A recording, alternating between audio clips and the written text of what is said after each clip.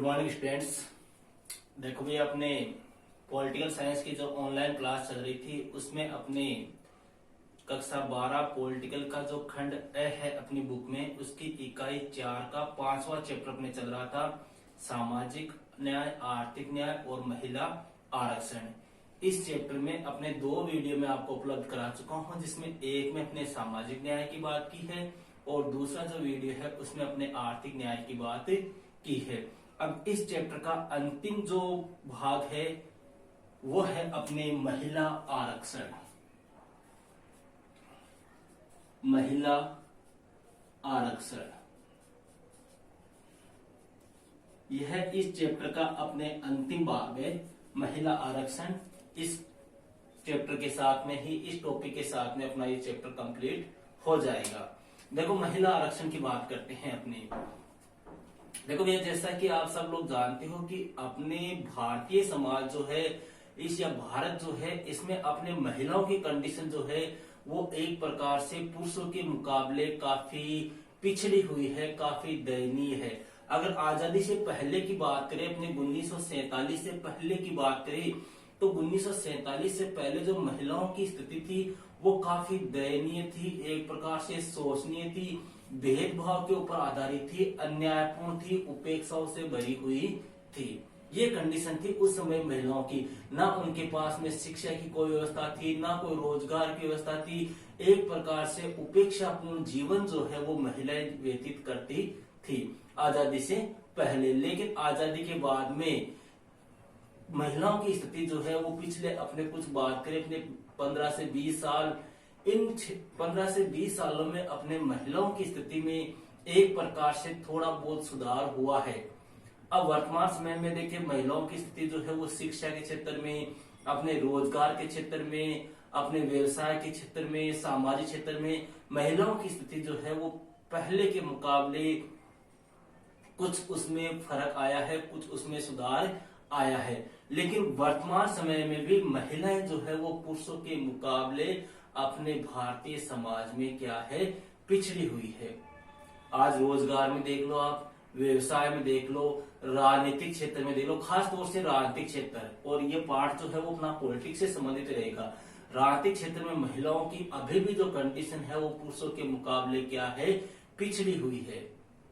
तो महिलाओं की स्थिति को सुधारने के लिए यह आवश्यक है कि उन महिलाओं को पुरुषों के समान में क्या दिया जाए, अधिकार दिया जाए।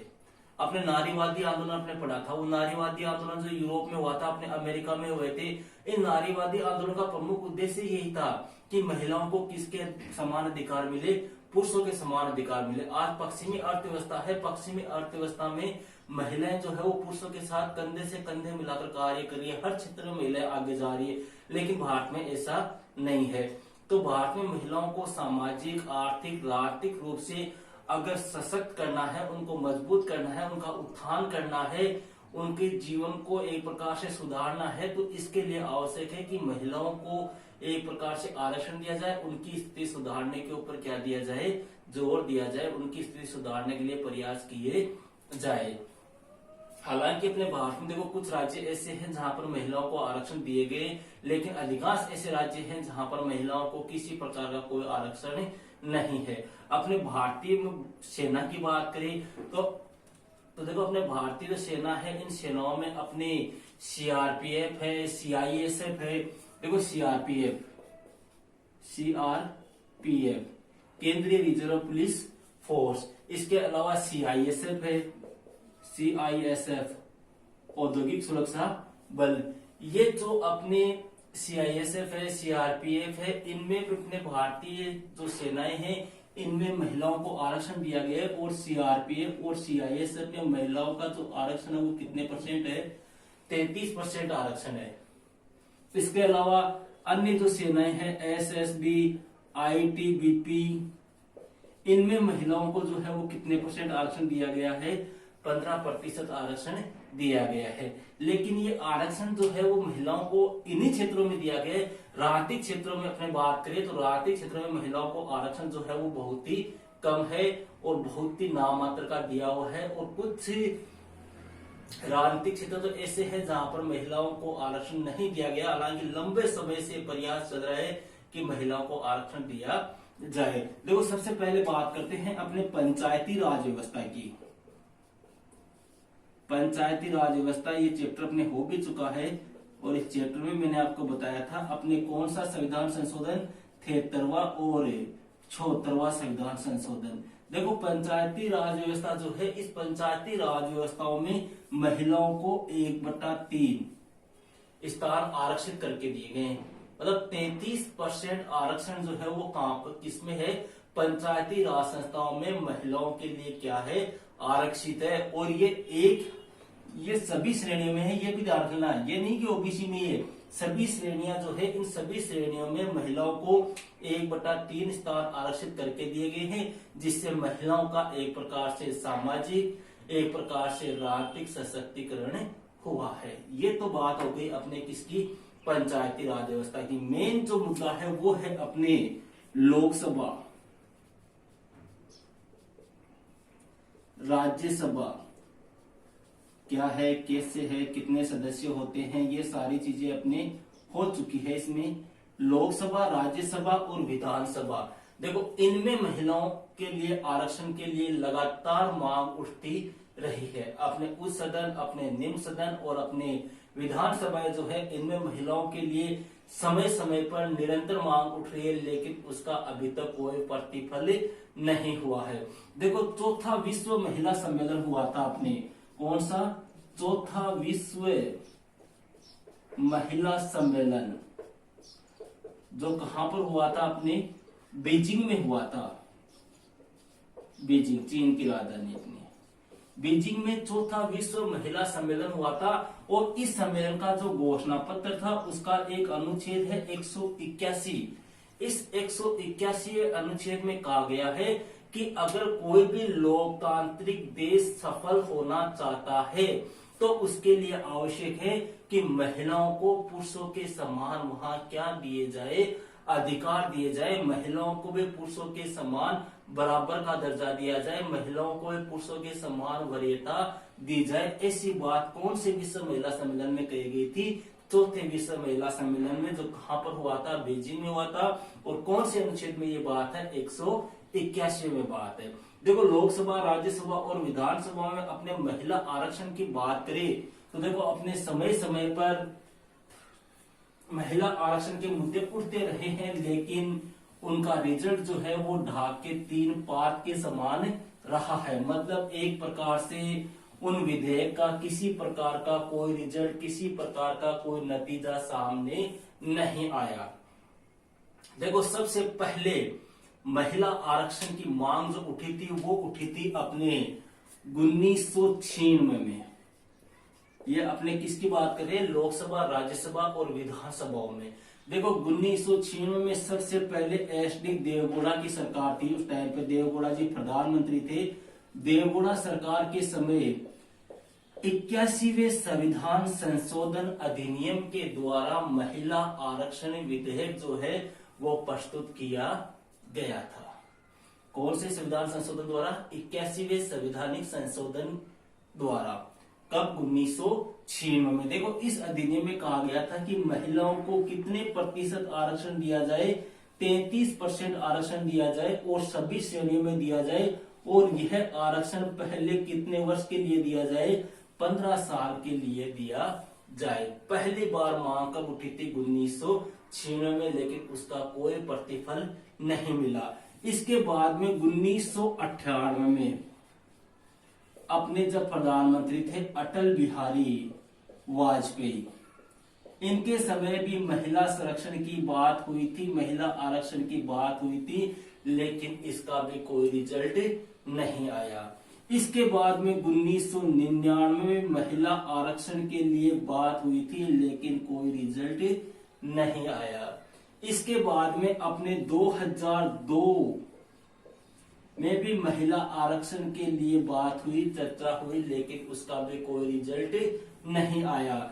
इसके बाद में 2003 में भी कोई रिजल्ट नहीं आया। इसके बाद में 2008 देखो 2008 में क्या हुआ था, इतनी बार तो सभी विधेयक जो है वो लोकसभा में रखे गए, निम्न सदन में रखे गए, जहां से लोकसभा ने उनको खारिज कर दिया, कोई जवाब नहीं दिया गया, मतलब वो अविलंबित रखे गए। फिर 2008 में क्या हुआ, 2008 में 108वें संविधान संशोधन अधिनियम के द्वारा, 108वें संविधान संशोधन अधिनियम के द्वारा जो महिला आरक्षण विधेयक है वो लोकसभा की बजाय कहां पर रखा गया, राज्यसभा में रखा गया।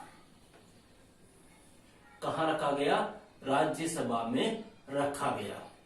फिर देखो अपने 2009 में आपको अगर पता हो तो अपने भारत की प्रथम महिला राष्ट्रपति बनी थी प्रतिभा पाटिल, जो एक महिला थी और उन्होंने महिलाओं की स्थिति में सुधार करने के लिए, महिलाओं की दशा में सुधार करने के लिए इन्होंने आश्वासन दिया कि 100 दिन के अंदर अंदर, कितने दिन का टाइम दिया था कि 100 दिन के अंदर महिला आरक्षण विधेयक जो है उसके ऊपर कार्रवाई की जाएगी, उसको पारित करवाने का कार्य किया जाएगा। ये किसने कहा था, प्रतिभा पाटिल ने 2009 में। इसके बाद में देखो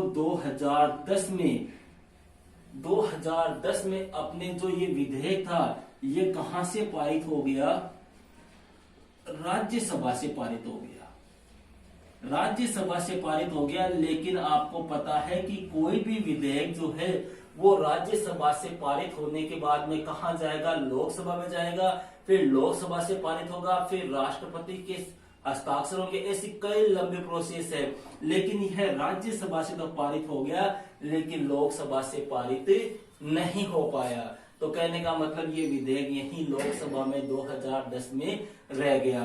फिर 2016 में पुनः मांग उठी, किसकी, इसी महिला आरक्षण विधेयक की पुनः मांग उठी, लेकिन कोई रिजल्ट नहीं आया।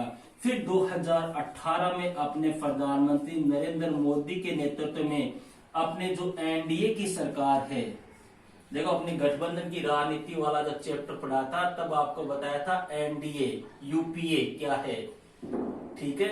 अपने दो ये गठबंधन दल है अपने, देखो एनडीए का पूरा नाम होता है राष्ट्रीय जनतांत्रिक पार्टी, ठीक है। 2018 में राष्ट्रीय जनतांत्रिक पार्टी जो है इन्होंने अपने एक प्रकार से महिला आरक्षण जो विधेयक है उस महिला आरक्षण विधेयक के ऊपर चर्चा की और यह आश्वासन दिया कि जल्द ही लोकसभा, राज्यसभा और विधानसभाएं जो है उनमें महिलाओं के लिए 33% स्थान क्या कर दिए जाएंगे, आरक्षित कर दिए जाएंगे। लेकिन इसका भी अभी तक कोई रिजल्ट नहीं आया। तो ये था भैया अपने महिला आरक्षण का टॉपिक, ये अपने चैप्टर एक प्रकार से कंप्लीट हो चुका है।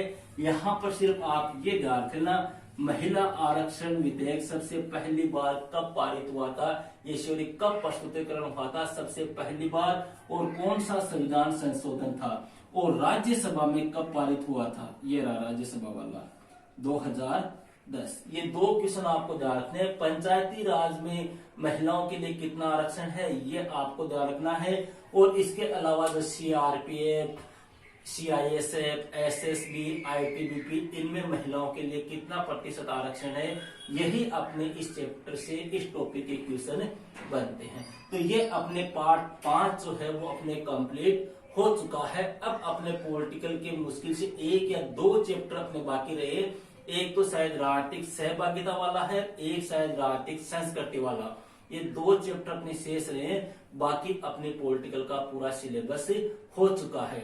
और साथ ही साथ में अपने उधर हिस्ट्री भी चल रही है जिसमें अपने चैप्टर 2 चल रहा है, जिसके आपको 8 से 10 वीडियो उपलब्ध करवा दिए गए हैं। अगर किसी ने वीडियो नहीं देखे हैं तो अपने जो भी वीडियो आते हैं उनकी डिस्क्रिप्शन में आपको प्लेलिस्ट की लिंक मिल जाएगी, वहां से आप पॉलिटिकल और हिस्ट्री के वीडियो आप देख सकते हो। ओके, तो मिलते हैं नेक्स्ट वीडियो में एक नेक्स्ट टॉपिक के साथ में।